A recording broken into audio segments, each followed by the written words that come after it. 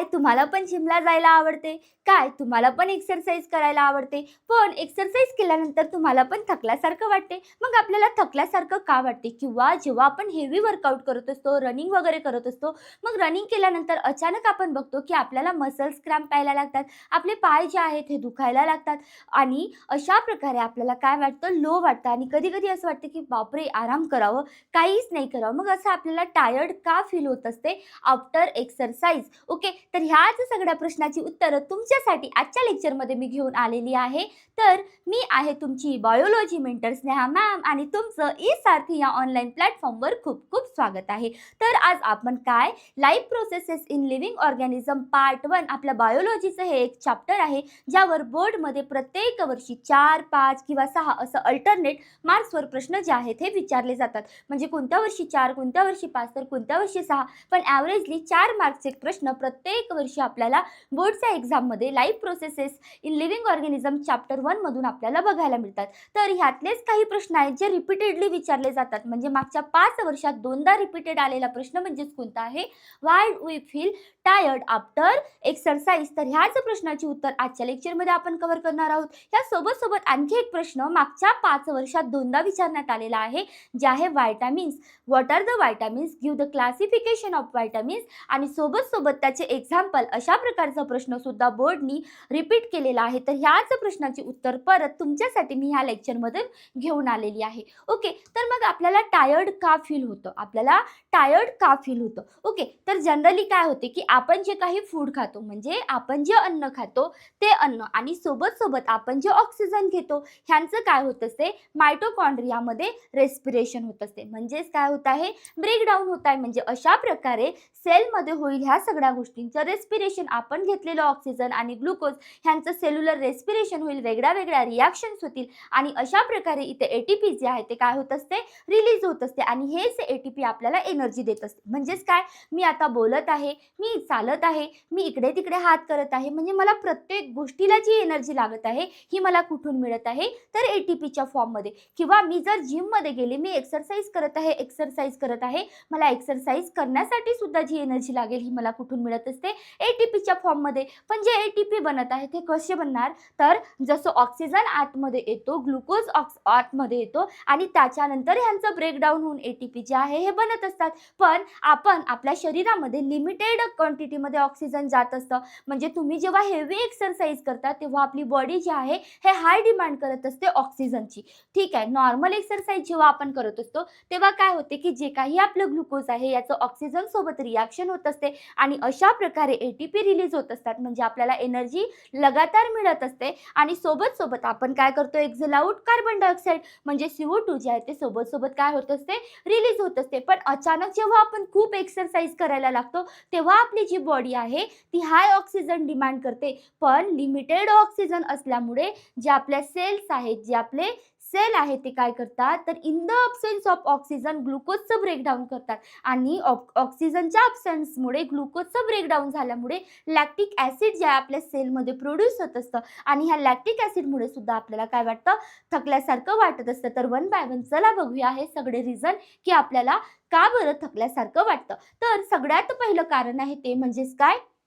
तर lack of oxygen. मग हे लॅक ऑफ ऑक्सिजन का होतं? कारण की आपण जेव्हा हेवी एक्सरसाइज करतो, खूप जास्त हेवी एक्सरसाइज केल्यामुळे आपली जी काही बॉडी आहे ती हाय एनर्जीला डिमांड करते. मग आपल्याला जास्त एनर्जी लागत आहे. जास्त एनर्जी म्हणजे जास्त एटीपी लागेल. पण जास्त एटीपी लागण्यासाठी आपल्याला जास्त ऑक्सिजन लागेल. पण मला सांगा, जर तुम्ही हेवी एक्सरसाइज करत आहे म्हणून जास्त ऑक्सिजन आपल्या शरीरात जाणार आहे का? नाही.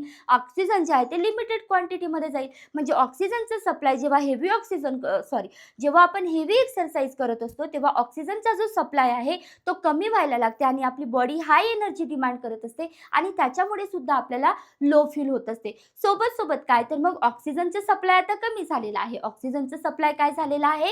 कमी झालेलं आहे आणि ऑक्सिजनचं सप्लाय कमी झाल्यामुळे आता आपल्या सेल काय करत आहेत? तर अनएरोबिक रेस्पिरेशन म्हणजेच काय? तर आता ऑक्सिजनच्या अब्सेन्समध्ये ग्लुकोजला तोडलं जात आहे. ऑक्सिजनच्या अब्सेन्समध्ये जेव्हा ग्लुकोजला तोडलं जाते तेव्हा त्या सेलच्या त्या सायटोप्लाझममध्ये काय रिलीज होत असतात, अशा प्रकारे लॅक्टिक ॲसिड जे आहे हे रिलीज होत असतात आणि लॅक्टिक ॲसिड रिलीज होते आणि बघा ना किती कमी अमाऊंटमध्ये ATP जे आहे ते काय होत असतात, रिलीज होत असतात. मग इतके कमी ATP रिलीज होत आहेत, वरून एका ॲसिडचं फॉर्मेशन होत आहे आणि ह्या ॲसिडमुळे सुद्धा आपल्याला काय तर वीक फील होतं. ओके, सोबत बघा आता ह्या लॅक्टिक ॲसिडमुळे काय होईल, तर लॅक्टिक ॲसिड जो आहे हा आपल्या मसल्सला काय बनवत असतो, ॲसिडिक बनवत असतो, ज्याच्यामुळे आपल्या मसल्सला टायर्ड झाल्यासारखं फील होते आणि सोबत आपल्या मसलची कॉन्ट्रॅक्ट करण्याची किंवा रिलॅक्स करण्याची जी इफिशियन्सी आहे ती काय होत असते, कमी होत असते. म्हणजे अशा प्रकारे एका ॲसिडचं फॉर्मेशन झाल्यामुळे सुद्धा आपल्या मसल्समध्ये काय येत असतात, तर क्रॅम्प येत असतात. क्रॅम्प्स जे आहेत ते येत असतात. म्हणजे आपण म्हणतो ना माझे मसल्स दुखत आहेत एक्सरसाइज करून करून. ओके, तर मग हे कशामुळे, बिकॉज ऑफ व्हॉट, लॅक्टिक ॲसिडचं फॉर्मेशन. हे का होते, कारण की जेव्हा आपण जास्त एक्सरसाइज करतो, हेवी एक्सरसाइज करतो, ऑक्सिजनचं सप्लाय आपल्या शरीरामध्ये कमी होते. ऑक्सिजनचं सप्लाय कमी झाल्यामुळे काय, तर हे जे ग्लुकोज आहे हे जेव्हा ब्रेकडाऊन होत असते ते ऑक्सिजनच्या अब्सेन्समध्ये होत आहे. कारण की ऑक्सिजनचं सप्लाय कमी झालं तर ग्लुकोज जेव्हा ऑक्सिजनच्या अब्सेन्समध्ये ब्रेकडाऊन होत असते, अशा वेळेला लॅक्टिक ॲसिड जो आहे तो रिलीज होत असतो आणि कमी अमाऊंटमध्ये ATP सुद्धा रिलीज होत असतात आणि त्याच्यामुळे आपल्याला काय तर क्रॅम्प्स वगैरे येत असतात आणि आपल्याला थकल्यासारखं वाटते. या सोबत परत काय, तर जे एनर्जी जी असते आपल्या सेलमध्ये ग्लायकोजनच्या फॉर्ममध्ये स्टोअर असते. ग्लायकोजनच्या फॉर्ममध्ये एनर्जी जी आहे ती काय आहे, आपल्या सेलमध्ये स्टोअर आहे. पण मग अशा वेळेस जेव्हा आपण हेवी एक्सरसाइज करत असतो तर ह्या ग्लायकोजनला सुद्धा काय केलं जाते, यूज केलं जाते. मग आपल्याला एनर्जीसाठी जो फ्युएल होता तो सुद्धा काय होतो, म्हणजेच काय होत असतो, तर तो सुद्धा काय होतो, कमी होऊन जातो. म्हणजे तो सुद्धा लॉस होऊन जातो, लो होऊन जातो. मग जे फ्युएल आहे जे आपल्याला एनर्जी प्रोव्हाइड करत असते ते सुद्धा कमी झाल्यामुळे सुद्धा आपल्याला कसं फील होते, तर एक्झॉस्ट फील होते, थकल्यासारखं वाटते. ओके, तर अशा प्रकारे काय की हेवी एक्सरसाइज केल्यामुळे ऑक्सिजनचं सप्लाय कमी होते. ऑक्सिजनचं सप्लाय कमी झाल्यामुळे ऑक्सिजनच्या अब्सेन्समध्ये ग्लुकोज तोडला जातो आणि त्याच्यामुळे लॅक्टिक ॲसिडचं फॉर्मेशन होते. लॅक्टिक ॲसिडमुळे आपल्याला काय, तर आपल्या मसल ॲसिडिक होतात आणि सोबत आपल्या मसल्सला काय तर थकल्यासारखं वाटत असतं. ओके, तर अशा प्रकारे काय आपण टायर्ड फील करत असतो. तुम्हाला हे समजलं का, की नेमकं काय काय होतं आहे, पुन्हा आपण एकदा रिवाइज करू. ओके, आता बघा, जेव्हा आपण हेवी एक्सरसाइज करतो तर हेवी एक्सरसाइज करण्यासाठी आपल्याला हेवी एनर्जी लागेल. मग हेवी एनर्जी लागल्यामुळे ऑलरेडी जितके काही ATP होते ते सगळे काय झाले, आता यूज झाले. मग यूज झाले पण आणखी आपल्याला एनर्जी लागत आहे ना एक्सरसाइज करण्यासाठी. मग अशा वेळेस ऑक्सिजनचा सप्लाय जो आहे हा आपल्या शरीरामध्ये लिमिटेड होत आहे. लिमिटेड सप्लाय झाल्यामुळे काय होत आहे की अनेरोबिक रिॲक्शन आपल्या मसलमध्ये होत असते. म्हणजे ग्लुकोजचं जे ब्रेकडाऊन होईल, म्हणजे आपण जे अन्न खातो त्याचं ब्रेकडाऊन ऑक्सिजनच्या अब्सेन्समध्ये होत आहे आणि त्याच्यामुळे हे जे ग्लुकोज आपण खाल्लेलं आहे त्याचं कन्व्हर्जन होत असते लॅक्टिक ॲसिडमध्ये आणि लॅक्टिक ॲसिड जे आहे याचं कन्व्हर्जन झाल्यानंतर परत ATP सुद्धा आपल्याला कमी मिळतात आणि ह्याच लॅक्टिक ॲसिडमुळे काय आपल्या मसल ॲसिडिक बनतात. ॲसिडिक बनल्यामुळे त्यांना टायर्ड होतं, म्हणजे थकल्यासारखं वाटत असते आणि आपल्या मसलची कॉन्ट्रॅक्ट रिलॅक्स करण्याची ॲबिलिटी काय होत असते, कमी होत असते. सोबत जे फूड मटेरियल एनर्जी म्हणून स्टोअर असते आपल्या सेलमध्ये, आपल्या पेशीमध्ये, तर हे सुद्धा यूज होत असते ड्युरिंग दिस एक्सरसाइज आणि तो पण फ्युएल नष्ट होऊन जातो. म्हणजे ग्लायकोजन सुद्धा काय तर यूज केल्या जात आहे, त्याची सुद्धा इफिशियन्सी कमी झालेली असते आणि त्याच्यामुळे सुद्धा आपल्याला थकल्यासारखं वाटत असते. ओके, तर आय होप तुम्हाला हे क्लिअर झालं असेल की why we feel tired after exercise. Okay, त्यानंतर आहे व्हॉट आर दी व्हायटामिन्स. मग हे व्हायटामिन्स काय आहेत, यावर सुद्धा 2 मार्क्सचे प्रश्न जे आहेत आपल्या 2 बोर्डच्या एक्झाममध्ये विचारलं जाते. मग व्हायटामिन्स काय आहेत, these are the essential organic nutrient required by the body in very small quantity to carry out the specific biological function and they do not provide energy like carbohydrate or fat but are crucial. तर जशा प्रकारे carbohydrate किंवा fat आपल्याला energy provide करत असते त्या प्रकारे vitamins आपल्याला एनर्जी प्रोव्हाइड करत नाही, पण ते कशासाठी रिस्पॉन्सिबल आहेत, तर आपल्या नॉर्मल ग्रोथ अँड डेव्हलपमेंटसाठी ते इम्पॉर्टंट आहेत. या सोबत आपल्या बॉडीला प्रोटेक्ट करण्यासाठी फ्रॉम डिसीजेससाठी, म्हणजे आपली इम्युनिटी बिल्डअप करण्यासाठी व्हायटामिन जे आहेत हे इम्पॉर्टंट आहेत. या सोबत ज्या काही मेटाबॉलिक ॲक्टिव्हिटीज आपल्या बॉडीमध्ये होत आहेत तर त्यांना सुद्धा रेग्युलेट करण्यासाठी व्हायटामिन जे आहेत हे काय आहेत, इम्पॉर्टंट आहेत. So what are the vitamins? Vitamins काय आहेत? एक प्रकारचे ऑर्गॅनिक न्यूट्रिएंट्स आहेत. ओके, जे आपल्याला कमी क्वांटिटीमध्ये लागत असतात for performing the various specific biological function. Okay, त्यानंतर तर आपली जी बॉडी आहे, आपल्या बॉडीमध्ये जे काही व्हायटामिन्स आहेत म्हणजेच विटामिन्स जे आहेत ह्यांचं सिंथेसाइज होत नाही, म्हणजे याचं सिंथेसिस जे आहे आपल्या शरीरात होत नसते, तर हे आपल्याला बाहेरून डाएटमधून जे आहे एक्सटर्नली घ्यावं लागत असते. ओके, मग व्हायटामिन्स किती प्रकारचे बघायला मिळतात आपल्याला? तर 2 प्रकारचे व्हायटामिन्स आपण बघतो. एक आहे वॉटर सोल्युबल, जे पाण्यामध्ये सोल्युबल असतात त्यांना काय म्हणतो आपण? Water soluble. आणि जे फॅटमध्ये सोल्युबल असतात त्यांना म्हटलं जाते फॅट सोल्युबल व्हायटामिन्स. ओके, मग हे जे वॉटर सोल्युबल आहेत त्यांच्यामध्ये फक्त 2च येतात. कोणते? बी आणि C. So B and C, B आणि सी विटामिन जे आहे हे पाण्यामध्ये विरघळणारे आहेत. तर जे फॅट सोल्युबल आहेत ते कोणते कोणते आहेत? तर ए आहे, डी आहे, ई आहे आणि के आहे. आणि याच्याशी रिलेटेड लगेच मी तुम्हाला एक ट्रिक सुद्धा सांगणार आहे की हे विटामिन्स आपण कशा प्रकारे लक्षात ठेवायचे. तर काय? फॅट सोल्युबल कोणते? ए, डी, ई, के. तर लक्षात ठेवायचं, ह्यावर क्लासिफिकेशन जे आहे हे एक्झाममध्ये विचारलं जाते की give the classification of vitamin on the basis of what? Solubility. तर जे वॉटरमध्ये सोल्युबल ते BC, पाण्यामध्ये 2 BC आणि फॅट सोल्युबल किती आहेत? तर 4 आहेत. कोणते कोणते? ए, डी, ई, के. ओके, पुढे जाऊ आपण. आता बघा तुमच्यासाठी ट्रिक आहे काय? तर किडा. मग फॅट सोल्युबल लक्षात ठेवण्याची ट्रिक कोणती? किडा. कोण आहे? किडा. बघा, किडा म्हणजेच K, vitamin K, vitamin E, vitamin D, vitamin A. तर असे हे 4 विटामिन असे आहेत जे काय आहेत? तर फॅट सोल्युबल आहेत, जे फॅटमध्ये सोल्युबल आहेत. पण मग वॉटर सोल्युबल कोणते आहे? बी आणि सी. तर हे 4 लक्षात राहिल्यानंतर ह्या दोघांना कुठे टाकायचं आपण? वॉटर सोल्युबलमध्ये. ओके, तर अशा प्रकारे लक्षात ठेवायचं किडा ट्रिक कशाची आहे? फॅट सोल्युबल विटामिनची. आणि वॉटर सोल्युबलची कोण आहे?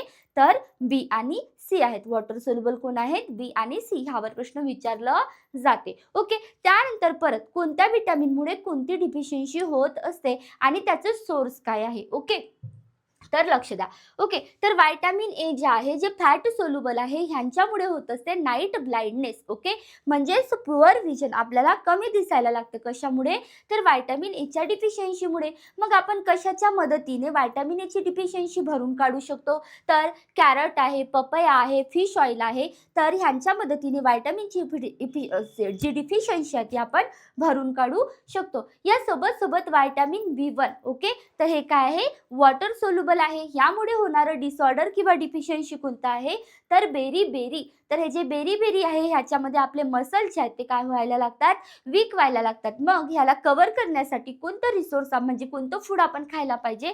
तर होल ग्रेन्स किंवा बीन्स किंवा ईस्ट जे आहे ह्याचं कंझम्पशन आपण जास्तीत जास्त करायला पाहिजे. त्यानंतर आहे व्हायटामिन सी. व्हायटामिन सी कसं आहे? वॉटर सोल्युबल आहे. ह्याच्यामुळे स्कर्वी रोग होत असतो, म्हणजे आपले जे गम्स असतात ह्या गम्समध्ये ब्लिडिंग व्हायला लागते. तर कशामुळे? व्हायटामिन सीच्या डिफिशियन्सीमुळे. ओके, मग हे व्हायटामिन सी कशामधून मिळत असतात? तर जे काही आपलं सिट्रस फ्रूट आहे, जसं की लेमन आहे, ऑरेंज आहे, आपण मोसंबी म्हणतो, स्वीट ऑरेंज जे आहे, ह्यांच्यामधून आपली व्हायटामिन सीची डिफिशियन्सी जी आहे ही आपण भरून काढू शकतो. या सोबत आहे व्हायटामिन डी. व्हायटामिन डी जी आहे ही काय आहे? फॅट सोल्युबल व्हायटामिन आहे. ओके, तर ह्याच्यामुळे जो डिसऑर्डर होतो तो कोणता असतो? तर रिकेट्स या लाईक डिसऑर्डर, ज्याला रिकेट्स सुद्धा म्हणतात, ज्याच्यामुळे आपले जे काही बोन्स आहेत ते काय होत असतात? सॉफ्ट होत असतात किंवा बेंड होत असतात. मग ह्याची कमी जी आहे ही आपण कशी भरून काढू शकतो? तर सनलाईटच्या मदतीने, दुधाच्या मदतीने, एगच्या मदतीने किंवा जे यल्क आहे. ओके, तर याच्या मदतीने आपण व्हायटामिन डी ची डिफिशियन्सी जी आहे ती भरून काढू शकतो. त्यानंतर आहे व्हायटामिन ई. हे आहे कसं? Fat soluble. तर ह्याच्यामुळे काय होत असते? आपले जे काही मसल्स आहेत ते वीक व्हायला लागतात. कशाच्या डिफिशियन्सीमुळे? व्हायटामिन ईच्या डिफिशियन्सीमुळे. मग ह्या व्हायटामिन ईच्या डिफिशियन्सीला भरून काढण्यासाठी आपण nut, seed, leafy green vegetable जे आहेत ह्याचा यूज करू शकतो. ओके, त्यानंतर आहे व्हायटामिन के. मग हे जे व्हायटामिन के आहे हे काय आहे? फॅट सोल्युबल आहे, ज्याच्यामुळे आपली जे ब्लड क्लॉटिंग होत असते, म्हणजे आपल्याला एखादी जखम झाल्यानंतर जो ब्लड बाहेर पडतो तो जर लवकर क्लॉट होत असेल तर चांगलं आहे. पण जर लेट आपलं ब्लड क्लॉटिंग होत असेल तर ह्याला हे कोणाच्यामुळे होते? म्हणजे जर आपलं लवकर ब्लड क्लॉट नसेल होत, लवकर ब्लड बंद झालं पाहिजे ना वाहनं, मग डिले ब्लड क्लॉटिंग ज्या व्हिटॅमिनच्या डिफिशियन्सीमुळे होते तो व्हिटॅमिन कोणता आहे? Vitamin K. कोण आहे? Vitamin K. तुम्ही व्हिटॅमिन पण म्हणू शकता, तुम्ही व्हिटॅमिन पण म्हणू शकता. ओके. तर मग स्पिनॅच, ब्रोकोली, कॅबेजच्या मदतीने आपण व्हिटॅमिन केची डिफिशियन्सी जी आहे ही आपण काय करू शकतो? भरून काढू शकतो. मग आता थोडक्यात समराईज करू का लेक्चरला? तर आजच्या लेक्चरमध्ये आपण काय शिकलो? आजच्या लेक्चरमध्ये आपण बघितलं की आपल्याला टायर्ड का बरं फील होते. सगळ्यात पहिला पॉईंट लक्षात ठेवायचं की जेव्हा आपण हेवी एक्सरसाइज करत असतो, हेवी एक्सरसाइज केल्यामुळे आपलं जे शरीर आहे ते हाय एनर्जीची डिमांड करते. मग हाय एनर्जीची डिमांड होत आहे म्हणजे आपल्याला हाय ऑक्सिजन सुद्धा लागत आहे. पण लिमिटेड ऑक्सिजन सप्लाय झाल्यामुळे सुद्धा जी हाय एनर्जीची डिमांड आहे ती फुल होऊ शकत नाही. कारण की आपण ऑक्सिजन तर लिमिटेड क्वांटिटीमध्येच घेणार ना, पण एनर्जी आपल्याला जास्त लागत आहे. मग एनर्जी जास्त लागत आहे तर ऑक्सिजन पण जो आहे तो जास्त लागेल. मग हाय एनर्जीसाठी हाय ऑक्सिजन अचानक नाही प्रोव्हाइड होऊ शकत. तो लिमिटेड क्वांटिटीमध्येच प्रोव्हाइड होईल आणि त्याच्यामुळे आपण एक्सरसाइज करत असताना आपल्याला हाय एनर्जी लागते, पण ऑक्सिजनचा सप्लाय कमी झाल्यामुळे आपल्याला थकल्यासारखं वाटते. दुसरं कारण आहे काय, की जे काही आपले मसल्स आहेत ऑक्सिजनच्या अब्सेन्समध्ये जेव्हा ऑक्सिजनचं प्रमाण कमी व्हायला लागतं आपल्या शरीरामध्ये एक्सरसाइज केल्यामुळे, तर ऑक्सिजनचं सप्लाय कमी झाल्यामुळे अनएरोबिक रिॲक्शन करत असते. म्हणजे अनएरोबिक सेल्युलर रिॲक्शन आपल्या सेलमध्ये होत असते, ज्याच्यामुळे काय होत आहे की ग्लुकोज जे आहे याचं कन्व्हर्जन लॅक्टिक ॲसिडमध्ये होत असते आणि हे lactic acid acidic in nature असल्यामुळे त्याच्यामुळे सुद्धा आपल्याला टायर्ड फील होत असते. सोबत आपल्याला जे मसल क्रॅम्प येत असतात ते सुद्धा कोणामुळे येत असतात? तर because of that lactic acid. या सोबत जो आपलं फूड मटेरियल एनर्जीच्या फॉर्ममध्ये आपल्या बॉडीमध्ये स्टोर्ड आहे ग्लायकोजन, ह्याचं सुद्धा काय यूज केलं जाते ड्युरिंग एक्सरसाइज आणि त्याच्यामुळे सुद्धा जे आपले फ्युअल आहे जो आपल्याला एनर्जी प्रोव्हाइड करते तो सुद्धा तिथे कन्झ्युम होत आहे. त्याचं प्रमाण कमी झाल्यामुळे सुद्धा आपल्याला वीक फील व्हायला लागतं. त्यानंतर आपण बघितले व्हिटॅमिन्स किंवा विटॅमिन्स. विटॅमिन्स काय आहेत? तर ऑर्गॅनिक सबस्टन्स आहेत जे रिस्पॉन्सिबल आहेत कशासाठी? म्हणजे क्रुशियल आहेत आपल्या ग्रोथसाठी, डेव्हलपमेंटसाठी, इम्युनिटी बिल्डअप करण्यासाठी. ओके. तर हे झाले व्हिटॅमिन. याच्यानंतर ह्याचे आपण क्लासिफिकेशन बघितले, म्हणजे दोन प्रकारचे फॅट सोल्युबल आणि वॉटर सोल्युबल. वॉटर सोल्युबल कोण होते? तर फक्त बी आणि C. Both vitamins are water soluble. पण फॅट सोल्युबलची ट्रिक कोणती होती आपली? किडा. म्हणजेच काय? तर vitamin K, vitamin E, vitamin D आणि व्हिटॅमिन ए. तर हे जे 4 व्हिटॅमिन आहेत हे काय आहेत? फॅट सोल्युबल आहेत. ओके. तर अशा प्रकारे हे दोन्ही टॉपिक खूप जास्त महत्त्वाचे आहेत. तर आजचा हा लेक्चर तुम्हाला आवडला असेल तर आमच्या व्हिडिओला लाईक, शेअर, सबस्क्राईब आणि कमेंट करायला विसरू नका. भेटूया अशाच पुढच्या एका नवीन कन्सेप्टसोबत. थँक्यू.